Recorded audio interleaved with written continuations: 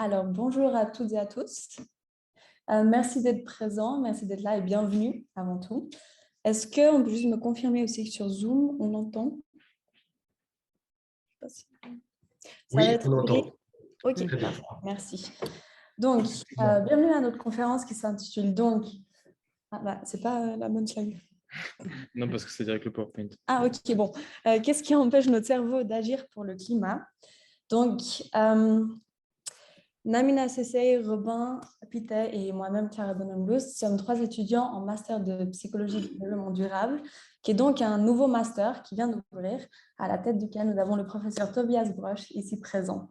Et donc, nous avons décidé de monter une association en collaboration avec Marc Rotlisberger, qui est présent sur Zoom, afin de expliquer et faire connaître un peu mieux les connaissances scientifiques, les découvertes scientifiques de la psychologie environnementale, ainsi que de promouvoir la contribution sociale et aussi l'application pratique de la psychologie environnementale. Donc, nous avons monté cette association à l'image de l'IPU, qui est en fait l'équivalent suisse-allemande, qui a déjà été créée il y a quelques années, et nous, ça fait maintenant 3-4 mois qu'on a créé la nôtre.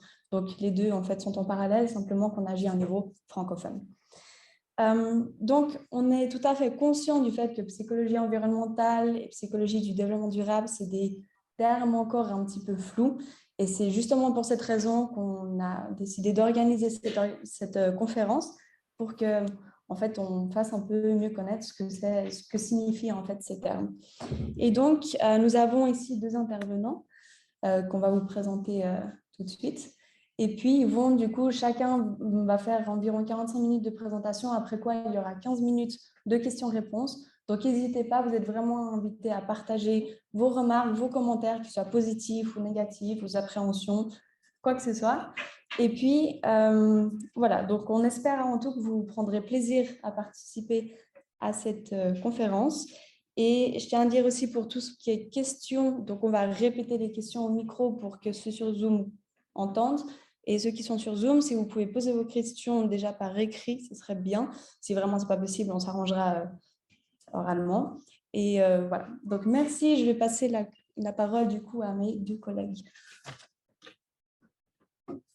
Alors, je vais vous dire quelques mots sur notre premier intervenant. Donc, le professeur Tobias Brosch a été en 2015 nommé professeur assistant à l'Université de Genève, où il a fondé le Consumer Decision and Sustainable Behavior Lab.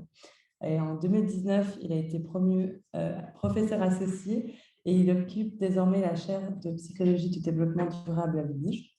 Il est le rédacteur en chef adjoint pour la revue Cognition and Emotion et membre du comité éditorial du Journal of Environmental Psychology.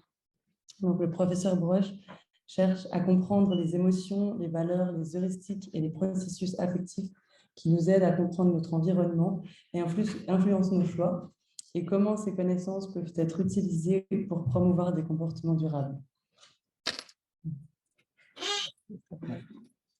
Ensuite, la seconde intervenante sera la docteure Oriane Sarrazin, qui est maître d'enseignement et de recherche à l'Institut de psychologie de l'Université de Lausanne, où elle étudie les attitudes et comportements durables, notamment au travers des facteurs menant les individus à penser et à agir de manière durable. Nous allons donc maintenant commencer les présentations.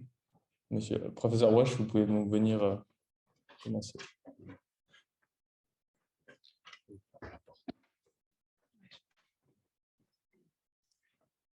Merci beaucoup pour cette introduction. Bonsoir de ma part. Avant que je commence, j'aimerais quand même vous féliciter pour cette initiative. Je trouve ça super que vous avez pris cette initiative avec cette efficacité, rapidité que vous avez déjà mis en place cette conférence. Donc, bravo et merci. C'est un très bon début, je trouve, pour cette maîtrise en psychologie du développement durable. Donc, vous m'avez demandé de parler du lien entre émotion et action climatique, ce que je fais volontiers. Évidemment, donc, action climatique, si vous êtes là, probablement vous savez déjà que c'est quand même quelque chose un peu urgent et important. Ce n'est pas super nouveau. J'ai trouvé ce petit extrait qui date de 1912 Vous pouvez voir ce qui est écrit. Ben là, on est en train de brûler beaucoup de charbon. Si on continue comme ça, il y aura probablement un peu trop de CO2 dans l'atmosphère et dans quelques centaines d'années, on pourrait voir les conséquences. Donc ça, ce n'est pas un hoax, ça c'était vraiment dans le journal il y a plus de 100 ans. Et là, maintenant, 100 ans plus tard, on voit que voilà, ils avaient raison. Peut-être vous avez déjà vu cette animation qui montre un peu le développement de la température moyenne par année, plus ou moins depuis la publication de cet article. Vous voyez que jusqu'à là, tout va assez bien. Là, vous ne voyez plus rien. Bon, ça reviendra. Je pense sur Zoom, tout va bien, mais en réalité, ici, on a quelques problèmes. Peut-être si vous avez vos ordinateurs, vous pouvez aussi vous loguer dans le Zoom. Comme ça vous pouvez voir les animations. Mais bah, je la laisse tourner 2 fois. Là, vous voyez que jusqu'à 1999, 2000, tout va bien, mais là, quelque chose va pas du tout bien. Hein. On voit que chaque année, la température monte, chaque année, on bat les records, on a les augmentations dans les événements météorologiques extrêmes. Et là, maintenant, vraiment, on est en plein milieu du changement climatique. Les conséquences sont là. Si on demande aux gens, est-ce que vous pensez que ça existe, le changement climatique? Ils disent, ah oui. Ici, vous voyez les résultats d'un sondage qui a été mené à travers de l'Europe. Il y a plus de 40 000 répondants. Et vous voyez qu'à peu près 90% des gens disent, oui, ça change, j'en suis sûr ou j'en suis assez sûr. Donc, on est à ce point que les scientifiques sont 100% d'accord que ça existe. Il y a vraiment plus d'ambiguïté.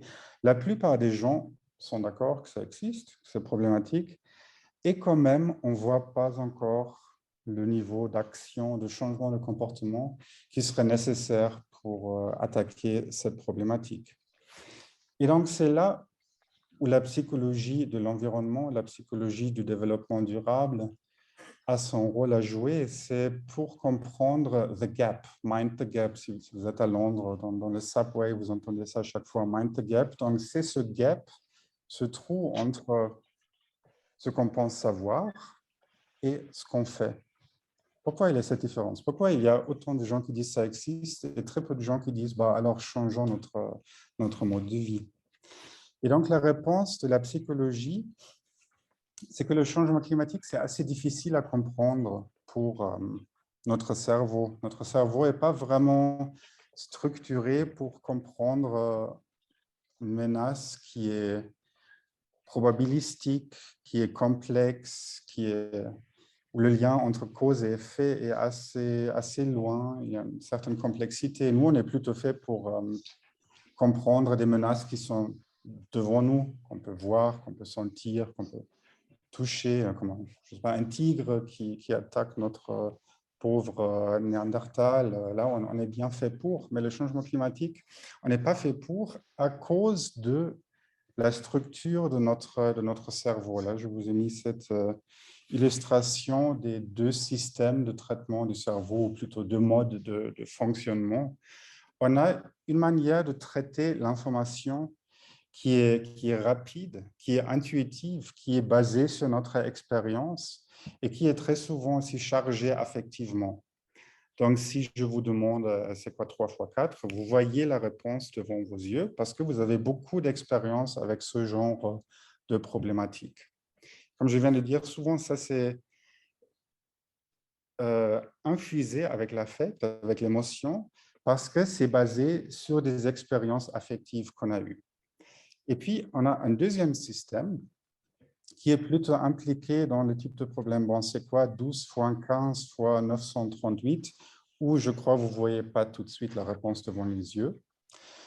Vous pouvez quand même arriver à la réponse, mais ça, vous avez besoin d'un peu d'effort. Il faut vraiment réfléchir, vous pensez, c'est assez long comme processus.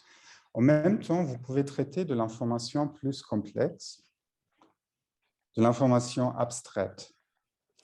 Mais il y a moins d'émotions, d'affect immédiat qui est là-dedans, dans ce traitement. Et si vous regardez la manière qu'on parle très souvent du changement climatique, vous voyez que ce genre de statistiques. Donc, ça continue comme ça, dans 50 ans, il y a très probablement une augmentation de 2 degrés ou 1,5 degrés, où votre système 2, si on veut, vous dit, ouais, ça a l'air grave, mais il manque cet affect automatique du premier système. Parce que, oui, c'est abstrait, c'est complexe, c'est probabiliste, c'est dans l'avenir. Donc, c'est traité par... Ça peut être compris avec une manière assez analytique, une manière de penser assez analytique, sans être infusé par l'affect. Qu'est-ce qu'on peut faire? Déjà, juste pour illustrer. Donc, ça, c'est une manière de parler du changement climatique qui vous indique, ouais, probablement c'est grave, mais il n'y a pas d'urgence. Une autre manière de parler du changement climatique, il a une très belle illustration qui était dans la New York Times quand il y avait ces feux en Australie, début de l'année passée, non, déjà il y a 2 ans. Bon, ça a fait vraiment the news. Et là, vous voyez qu'ils ont fait quelque chose d'assez intéressant. Ils ont combiné des expériences assez immédiates avec lesquelles on a un peu d'expérience. On peut bien imaginer comment c'est si les maisons ont feu, parce qu'on a déjà beaucoup d'expérience avec les feux.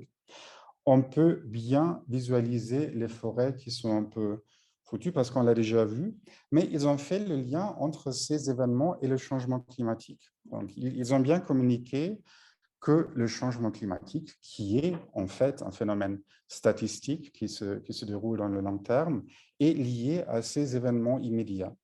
Et déjà, ces photos, ça déclenche une certaine urgence, une certaine affectivité. Et c'est l'affect, en fait, qui est la force qui nous pousse à agir. C'est la cognition qui nous dit quel est l'état du monde, mais c'est l'affect qui nous dit quelle partie de ça est pertinent pour nous, sur quelle partie on va agir. Et donc, ici, ce que je vais vous présenter dans le temps qui me reste, c'est mon analyse à ces 2 questions concernant le rôle de l'émotion dans le changement climatique. Donc, quel est le rôle des émotions dans notre perception du changement climatique et comment ou est-ce qu'on peut utiliser la force des émotions pour promouvoir de l'action durable. Donc, par rapport à la première question, je vais vous présenter une étude qui a investigué les déterminants de la perception des risques liés au changement climatique. Donc, ça, c'est une assez belle étude de Sander van der Linden qu'il a menée il y a quelques années, où il a demandé, d'abord une grande partie, un grand échantillon de personnes, est-ce que le changement climatique, c'est un risque important? Oui, non. Et puis, il a essayé de voir, bon, comment est-ce qu'on peut expliquer les différences dans ces réponses? On aura des gens qui vont dire oui, très, et des gens qui vont dire bon, pas trop. Et comment est-ce qu'on peut comprendre ces différences? Et il a regardé toute une gamme de facteurs différents, tant que des facteurs sociodémographiques, l'âge, le sexe, des facteurs cognitifs comme les connaissances qu'on a, ce qui concerne le changement climatique, des facteurs expérientiels. Donc, c'est si vous avez déjà fait des expériences personnelles avec les conséquences du changement climatique, les émotions déclenchées par le changement climatique, et puis aussi des facteurs socioculturels, donc les normes sociales. Donc, ça dit plus ou moins si votre entourage pense que le changement climatique existe, c'est une problématique grave, et vos valeurs personnelles. Et donc, il a mis tout ça dans le thermomix pour voir quels sont maintenant les facteurs qui expliquent le mieux ces perceptions des risques. Et là, si vous voyez toute cette gamme de facteurs, vous voyez que l'affect, donc ce gut feeling, ce sentiment affectif que vous avez par rapport au changement climatique, c'est la déterminante la plus puissante de toute cette gamme qui explique beaucoup plus que vos connaissances, et aussi même plus que les facteurs socioculturels, plus que les sociodémographiques. Donc, c'est l'affect, la déterminante la plus importante. Maintenant, ça, c'est la perception, mais ce qui nous intéresse encore plus, c'est le comportement, c'est l'action. Dans le contexte du changement climatique, il y a plusieurs types de comportements qui nous intéressent. C'est les comportements d'atténuation. Donc, on essaye de encore réduire l'impact du changement climatique. Et les comportements d'adaptation, on essaye au mieux de s'adapter à tous ces changements qui arrivent. Et donc, il y a deux grandes études qui ont essayé de comprendre les déterminants de la volonté de s'engager dans ces deux types de comportements. Donc, ici, vous avez la volonté de s'engager dans les comportements d'atténuation, donc ne pas prendre la voiture, essayer de réduire sa consommation d'électricité, tout ce que vous faites pour réduire votre consommation, vos émissions de CO2. Et dans cette étude, vous voyez, ils ont testé exactement les mêmes facteurs que dans l'étude précédente et ils ont trouvé la même chose, que c'est l'affect qui explique la plus grande partie de la variabilité dans cette volonté de s'engager. Une autre étude menée par des autres chercheurs s'est intéressée aux déterminants de la volonté de s'engager dans des comportements d'adaptation. Donc, qu'est-ce qu'on fait pour se protéger contre les risques du changement climatique? Donc, la volonté d'acheter des assurances, la volonté de s'informer concernant tout ce qui peut nous arriver, comment on peut se protéger. Et là, aussi, l'affect par rapport au changement climatique, c'était un des prédicteurs les plus puissants. Vous voyez là, à droite, il y a ce groupe de trois prédicteurs gagnantes. Donc, c'est les normes, c'est l'efficacité perçue et c'est l'affect négatif. Donc, encore une fois, l'affect prédit très bien la volonté d'adopter ce genre de comportement.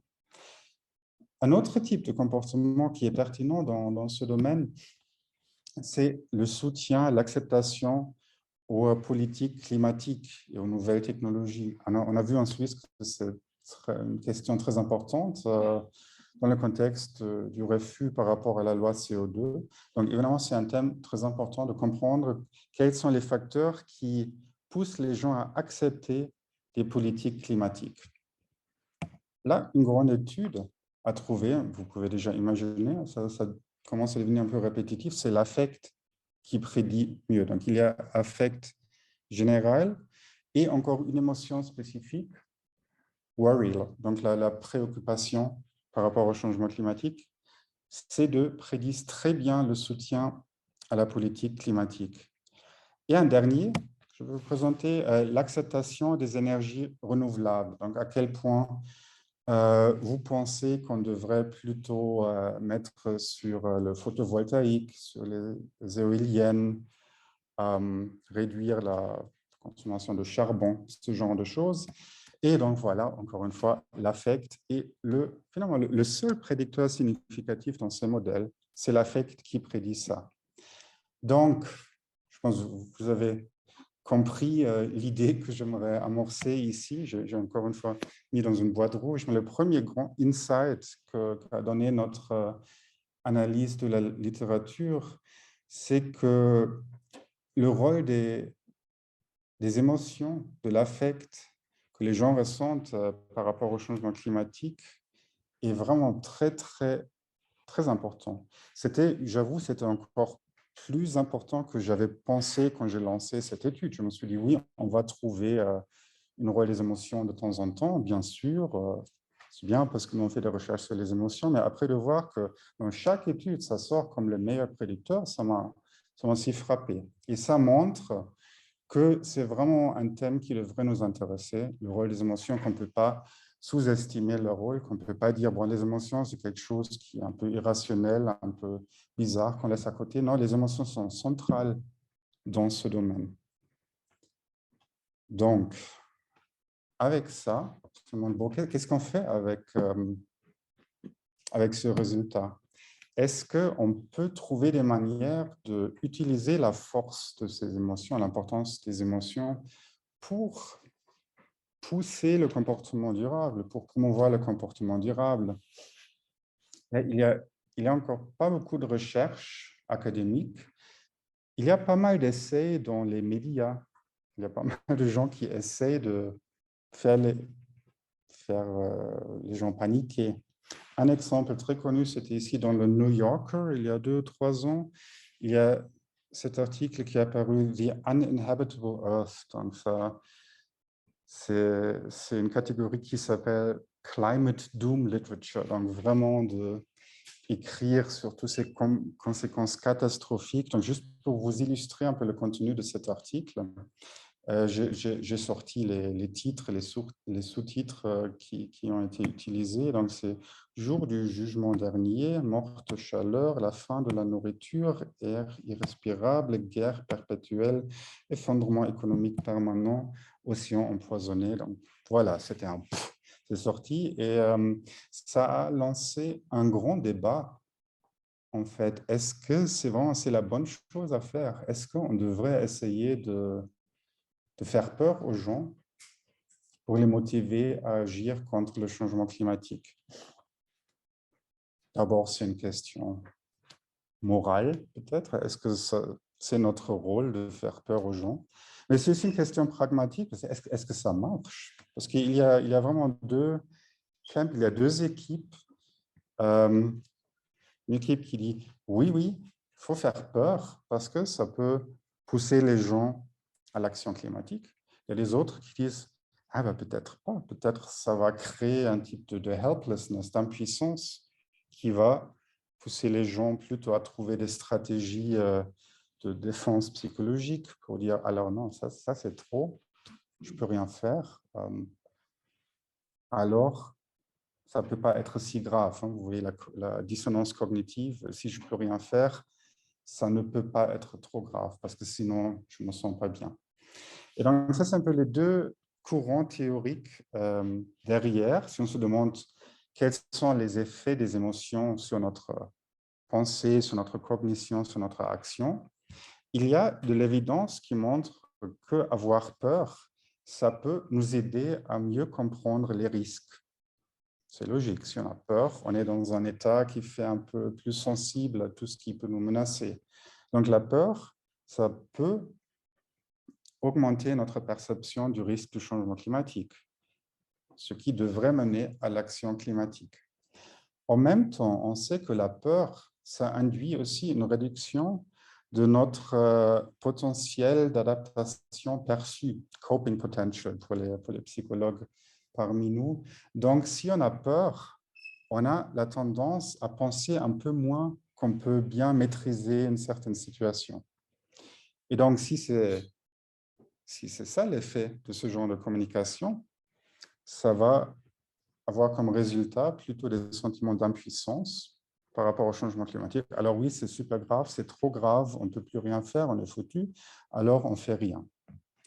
Donc ça, c'est un peu la discussion, l'état actuel. Et on ne sait pas encore finalement. C'est possible que c'est un peu les deux, c'est possible que ça dépend. Il y a une étude qui peut nous informer un peu. C'est pour ça que je vais la vous présenter. C'était une étude qui a analysé toute une gamme de différentes communications climatiques et ils les ont analysées par rapport à ces facteurs que vous voyez là. Donc, est-ce que la communication faisait référence explicite au changement climatique, oui ou non? Est-ce qu'il y avait des conseils d'adaptation spécifiques? Donc, tu peux faire ça ou ça ou ça. Est-ce qu'il y avait un contenu négatif très fort, oui ou non? Est-ce que la communication a parlé de la responsabilité collective? Donc, nous, on est là-dedans ensemble et il faut trouver une solution collective. Est-ce que cette communication a plutôt parlé des impacts locaux? Est-ce qu'elle a parlé des impacts financiers? Et puis, ils ont analysé l'impact de tous ces facteurs sur la volonté des gens de s'engager dans des comportements d'adaptation au changement climatique.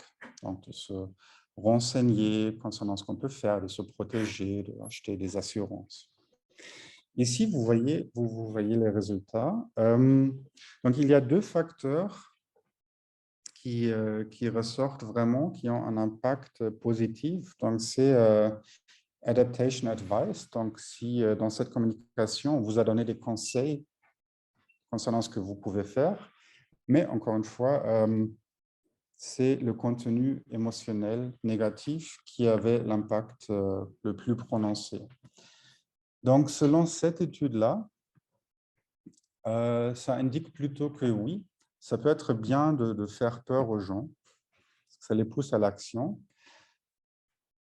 Mais il faut prendre en compte d'abord, il y avait aussi ces conseils concernant ce qu'on peut faire. Donc, ça ne suffit pas de que faire peur, il faut aussi donner quelques outils à la main. Et ils ont regardé que la volonté à montrer un comportement d'adaptation.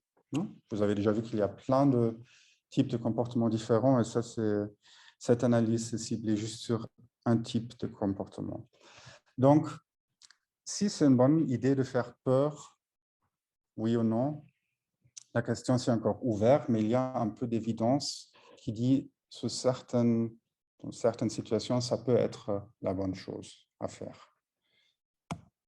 Espoir, c'est une autre stratégie, de dire, bon, finalement, on n'est pas complètement perdu, il y a des choses qui se passent, ça va dans la bonne direction, on a la COP21, on a les Nations Unies qui agissent.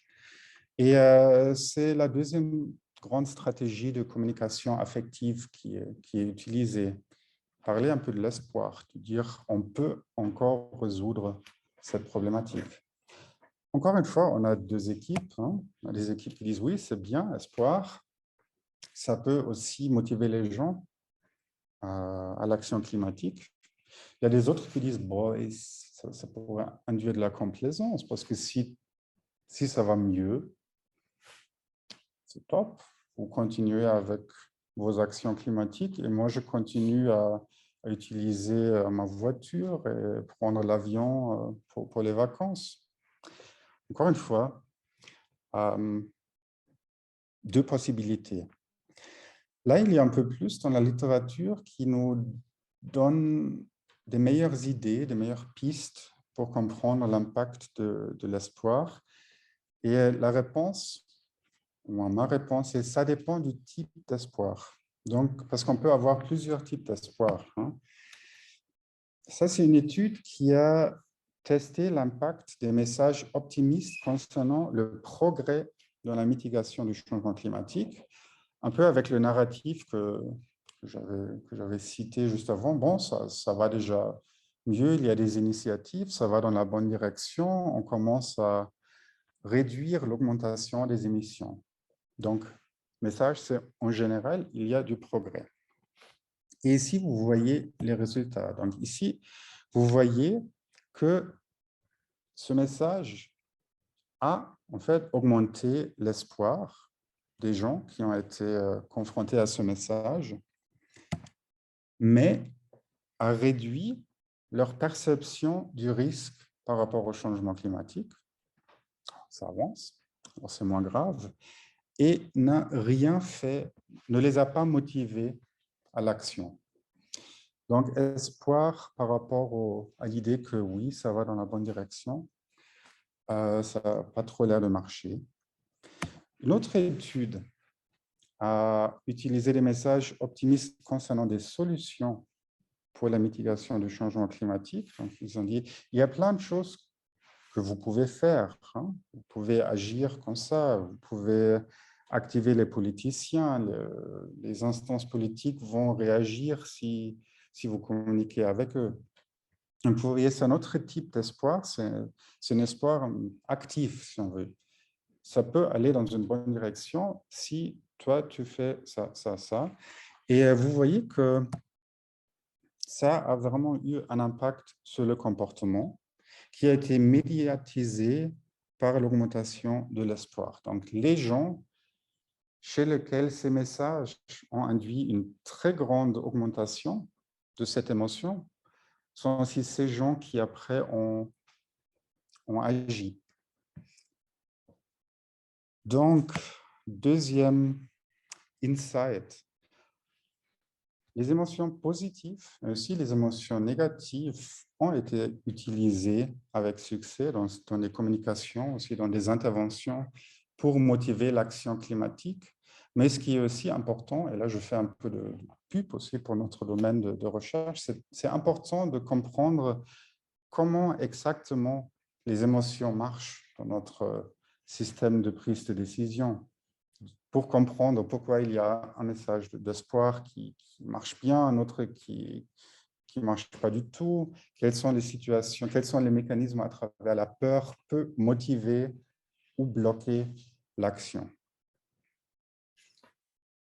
Okay. Le troisième et dernier thème que j'aimerais aborder avec vous, ça s'appelle Warm Glow. Donc, Warm Glow, c'est quoi? C'est des émotions positives anticipées. Parce que ce n'est pas seulement les émotions qu'on ressent,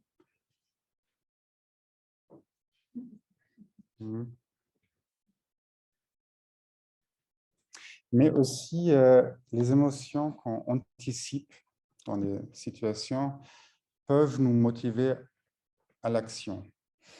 Et c'est ce qu'on appelle warm glow, donc un sentiment chaleureux qu'on a dans le ventre si on pense qu'on va se sentir bien après avoir fait quelque chose moralement bien. Donc, imaginez, vous vous promenez dans la rue et puis il y a un clochard qui vous demande de l'argent. Quelle est votre motivation de donner de l'argent? Pour un économiste classique, il ne trouve pas d'explication parce qu'avant, vous avez 10 francs de plus, après, vous avez perdu 10 francs. Alors, quelle est la motivation rationnelle? Pour quelqu'un qui accepte cette idée de warm glow, l'idée, c'est que vous donnez de l'argent parce qu'après, vous vous sentez comme une bonne personne. Vous créez votre propre récompense avec l'affect positif. Donc, vous perdez les 10 francs, mais vous vous sentez comme une super personne après. Et ça peut être un facteur motivationnel. Bon, j'ai besoin de l'écran parce que je vais vous montrer quelques études encore. Donc, oh zut.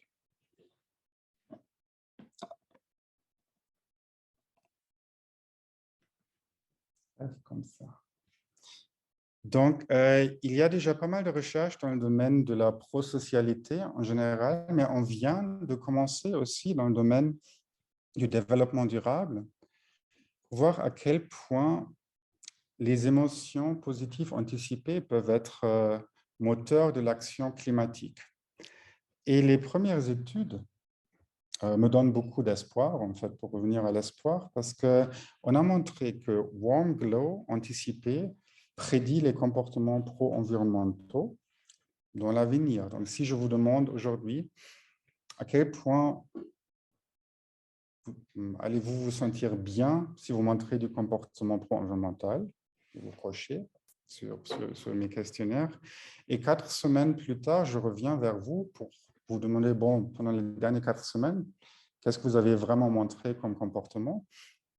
On peut voir que les gens qui disent « je vais me sentir bien quand je montre ce type de comportement » sont aussi les gens qui ont montré beaucoup plus de comportements verts. Donc, l'anticipation du warm glow peut motiver le comportement pro-environnemental.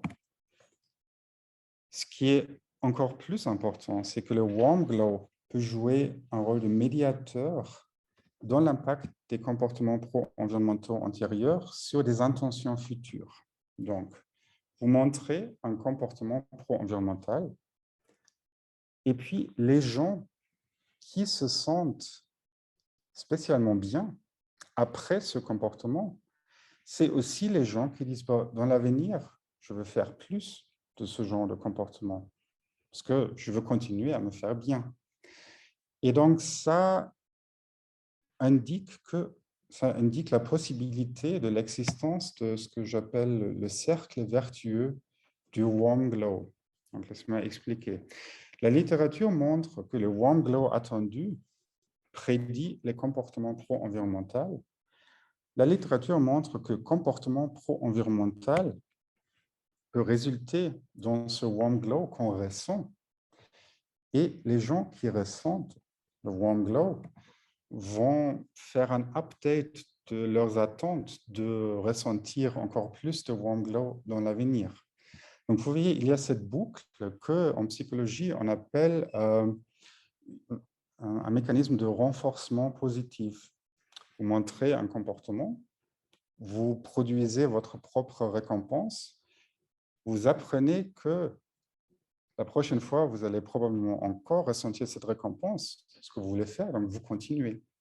Donc, moi, je pense que c'est vraiment important de stratégiquement essayer de lancer cette boucle de récompense parce que ça peut vraiment induire comportement durable à long terme. Parce que les mécanismes de renforcement intrinsèque, c'est ce qui est très cool avec eux. Vous n'avez pas besoin de motivation externe parce que vous générez votre propre motivation au niveau interne. Comment on peut faire ça? Ça, c'est la $100 million question. Donc, ça, c'est aussi les recherches que maintenant, nous, on aborde au sein de notre équipe. Qu'est-ce qu'on peut faire pour aider les gens à lancer leur propre moteur du warm glow dans ce genre? Il y a pas encore beaucoup qui existent. Peut-être vous avez déjà vu ce genre d'intervention, voter avec les mégots. C'est pas top, c'est un peu drôle. Hein. C'est pas la meilleure blague du monde, mais quand même, ça peut vous motiver au lieu de la jeter par terre. Vous votez pour Messi, Ronaldo. Je dois bientôt changer les photos parce que les deux vont presque à la retraite. Mais bon, ça marche. Hein. Ça se fait même à Genève. Parfois, on voit déjà pendant la fête la musique. Ils sont partout et les gens les utilisent. Donc, c'est bien. Vous montrez le comportement pro-environnemental et vous vous sentez un peu bien après. C'est un peu drôle. On pourrait aller un peu plus dans cette direction de combiner ça peut-être avec les valeurs des gens. Parce que très souvent, quand on montre des comportements pro-environnementaux, on ne fait pas parce qu'on voit toujours le lien avec ces grandes valeurs, ces grands objectifs. On le fait parce que, je ne sais pas, on prend le bus. On prend le bus le soir au lieu de prendre la voiture. Quand on est à l'arrêt de bus, on n'a peut-être pas en tête le fait qu'on fait juste quelque chose pour le climat. Il fait froid, c'est tard, on se sent un peu nul.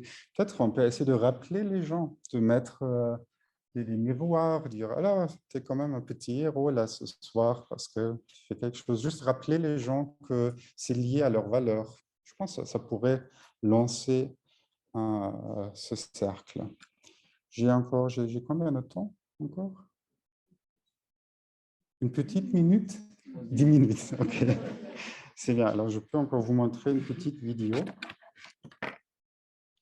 Je ne sais pas si vous l'avez déjà vu, mais c'est aussi une intervention qui a été implémentée, qui, je pense, est aussi un joli exemple pour comment lancer le warm glow, comment rendre un comportement pro-environnemental un peu plus attractif. Donc, je vais juste vous montrer cette petite vidéo.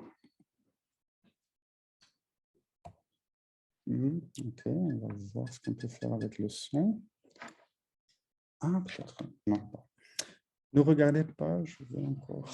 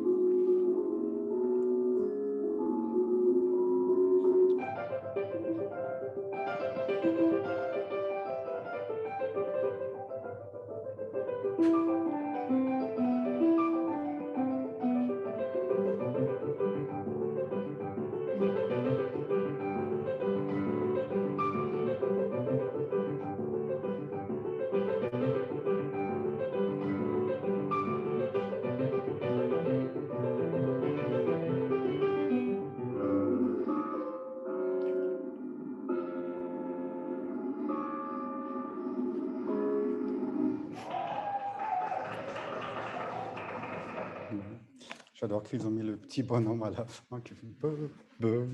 Bon, on est d'accord, on ne sait pas si ça marche sur le long terme parce que ça risque aussi d'énerver les voisins à un certain moment. Mais vous voyez l'idée, juste donner un petit nudge, un comportement peut peut-être lancer ce cercle. Donc là, j'arrive vers la fin. Peut-être je résume encore une fois les 3 grands insights, les take-home messages peut-être. Donc, vous avez vu que l'affect, les émotions, c'est un prédicteur très, très important de nos perceptions du risque, de notre volonté d'agir, de notre acceptation politique, acceptation des technologies. Donc, c'est central à ce genre de jugement, ce genre de décision. Et donc, on devrait essayer de mieux intégrer les émotions dans nos stratégies pour mitiger le changement climatique. Dans la deuxième partie, vous avez vu que oui, ça peut marcher. Vous avez besoin de psychologues pour le faire, hein, notamment des psychologues du développement durable qui se spécialisent dans la compréhension de ces voies, de l'intégration des émotions dans notre traitement. Et là, je vous ai montré le Warm Glow comme une stratégie, je trouve, très, très prometteur qu'on devrait mieux investiguer, qu'on devrait appliquer, juste parce que ces boucles de renforcement peuvent aider à induire un changement de comportement durable, mais aussi durable dans le temps, en fait, parce que dès que cette machinerie tourne, ça tourne et ça marche, et ça se renforce plus long que ça tourne. On a en fait montré que les gens qui sont très impliqués dans l'activisme climatique sont notamment motivés par la recherche des émotions positives. Donc, les gens qui agissent vraiment, la boucle tourne déjà. Donc, il faudrait voir si on arrive à aider tout le monde de faire tourner cette machine. Et avec ça, j'arrive à la fin. Donc, merci beaucoup pour votre attention. Je me réjouis de vos questions.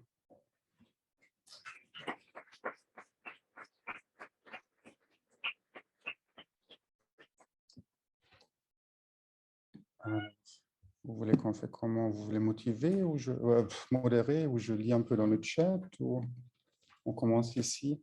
Je vous laisse faire.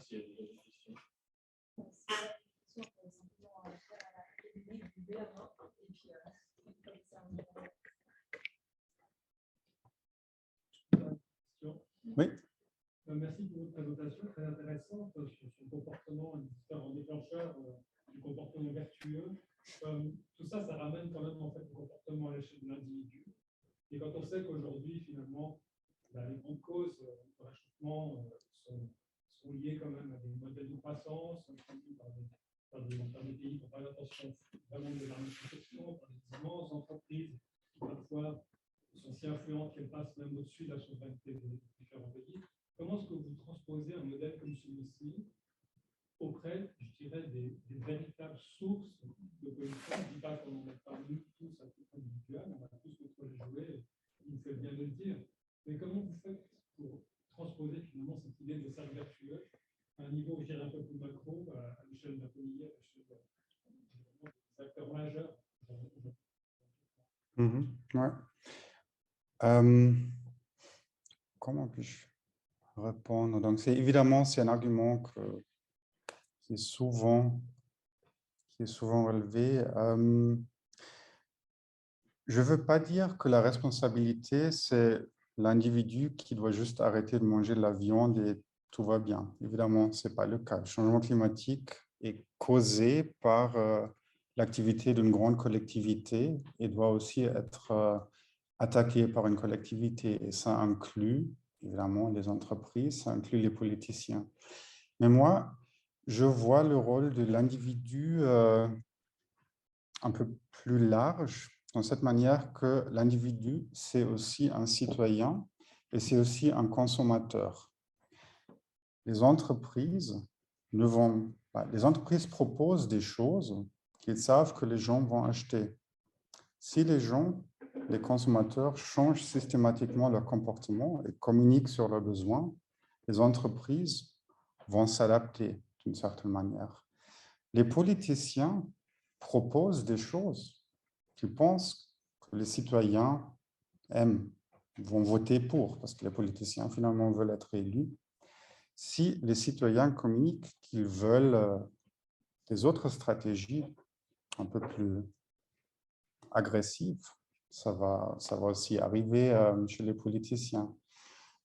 Donc, évidemment, il y a les grandes entreprises, il y a les systèmes politiques, mais nous, on fait aussi partie de ça et on peut avoir un impact, notamment dans un pays comme la Suisse, où l'individu, le citoyen, peut avoir beaucoup plus d'impact que dans beaucoup d'autres pays. Donc, ça serait mon message. Évidemment, on ne peut pas juste cibler un individu avec cette approche, mais la collectivité, c'est composé des individus.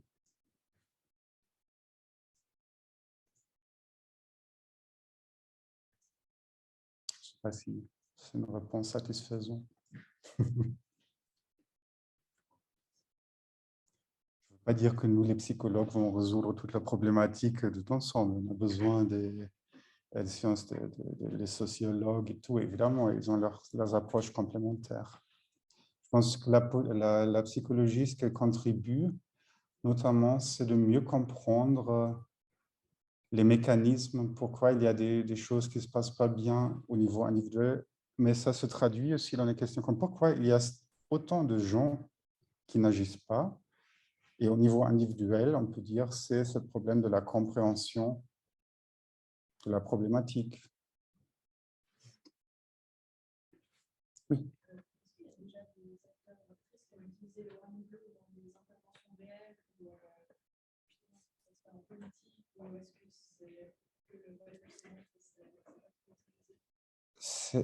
C'est assez récent. Les premières recherches ont été menées vers 2018, quelque chose comme ça, 2018-2019. Et ça, c'était même pas encore au niveau de l'intervention, c'était au niveau de ce qui est le cas. Donc, cette boucle qui existe, il y a des gens où ça marche, il y a des gens où ça ne marche pas. Mais l'idée de créer des interventions, à ma connaissance, non, pas encore. Alors, on y va.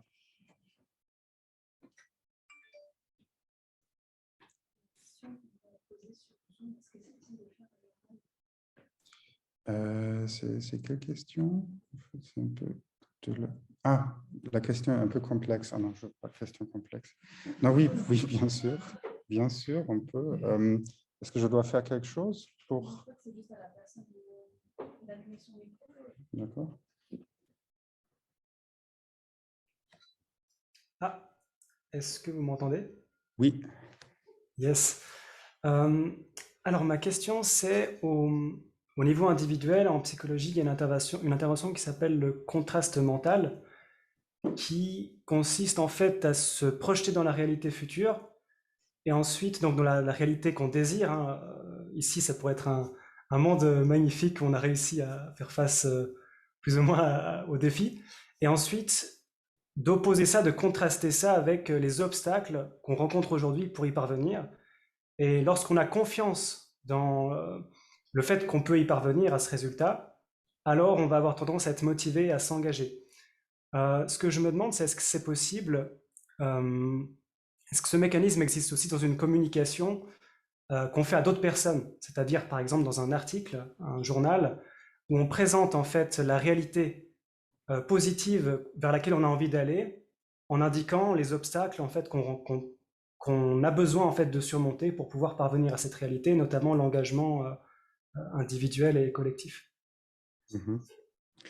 Donc là, vous parlez des travaux de Gabriele Oettingen, c'est ça? Exactement, oui, tout à fait. Ouais.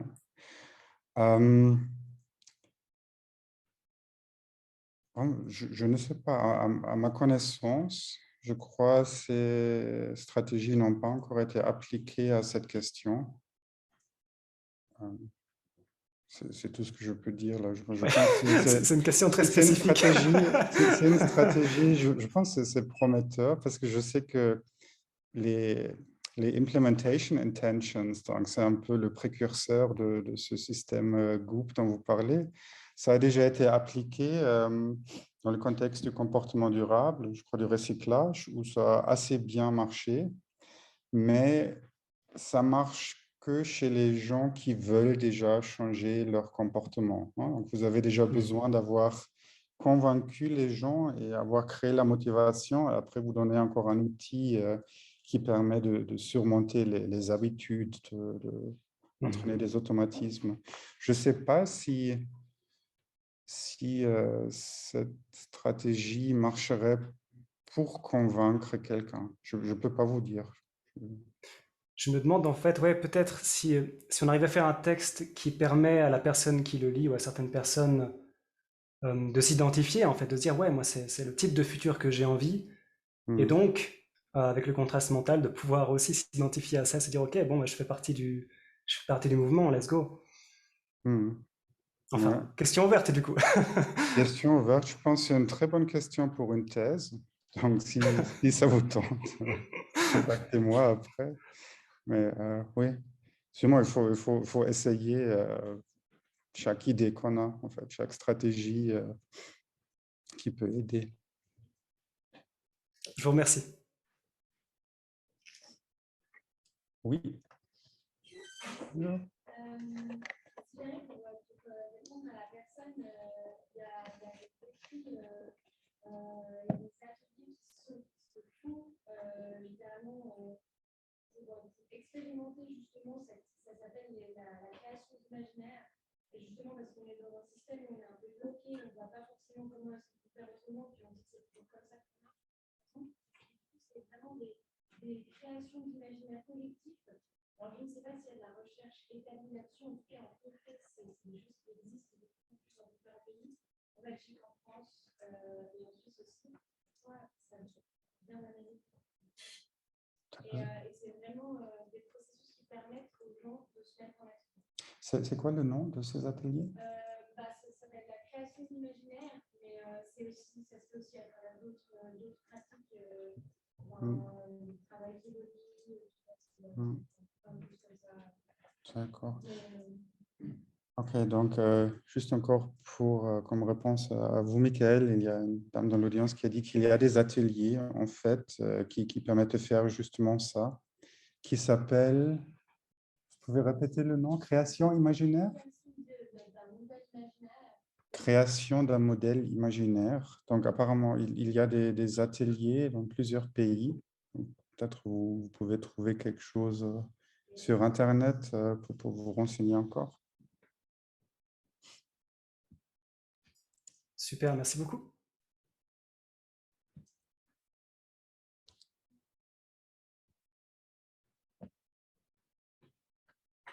D'autres questions?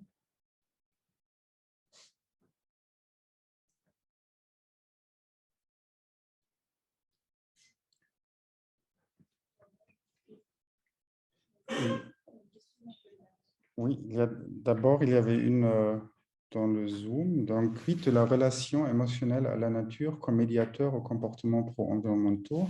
Le fait de se sentir proche de la nature renforce la gratitude et le sentiment de bien-être qui peuvent agir sur nos comportements urbains.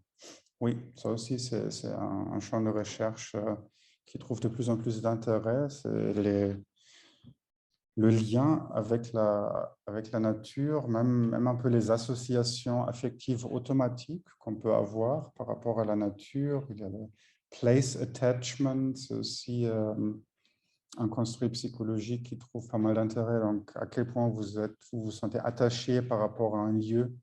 Donc, vous connaissez l'attachement par rapport à des personnes, les recherches de Bowlby, mais maintenant, on s'intéresse aussi à l'attachement à des endroits, à des lieux.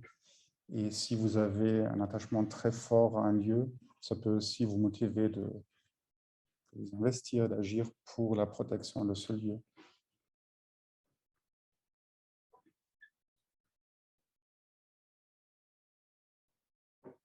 Ah, vous avez aussi une question, oui? J'ai l'impression qu'on sépare beaucoup les différents champs. On sépare beaucoup les différents champs de recherche.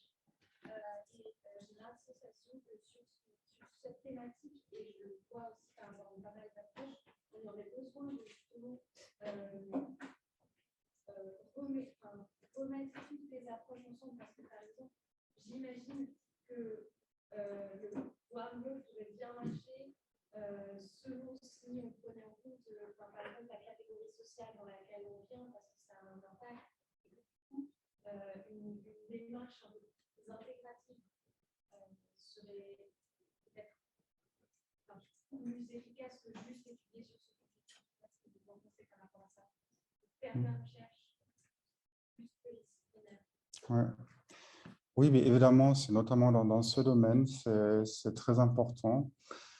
C'est un peu, bon, on a un peu la tradition de la structure des universités, c'est comme ça, on travaille un peu dans ces facultés, mais notamment dans les domaines avec un important potentiel d'application, il y a déjà beaucoup de travail interdisciplinaire. Parce que, c'est comme j'ai dit avant, on ne travaille pas sous l'illusion que la psychologie pourrait résoudre cette problématique seule, ça serait ridicule. Mais on produit ce que nous, on peut produire, et après, on cherche le lien avec les autres disciplines. Donc, on parle avec des sociologues, et on dit, bon, la psychologie sociale montre XY, comment est-ce qu'on peut mettre ça ensemble avec vos travaux sur les practices, par exemple. Nous, dans notre équipe, on travaille beaucoup avec les gens des sciences de l'environnement, on travaille avec des économistes, avec les gens du marketing, de Saint-Gall et tout. Donc, c'est vraiment, ça se fait. Je crois que ça peut... C'est la deuxième étape. Hein. D'abord, on essaie de comprendre de notre perspective d'un psychologue et après, on peut voir comment cette connaissance qu'on a créée peut être intégrée dans les connaissances interdisciplinaires, mais ça se fait. Et vous avez raison, c'est important de le faire.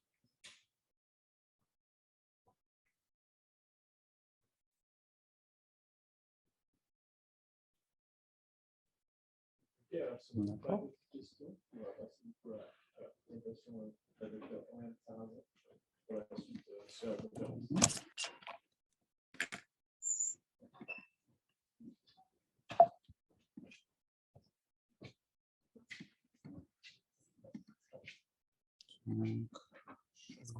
L'image disparaisse pas. Ça, c'est une très bonne question, je ne sais pas. Attendre que ça revienne.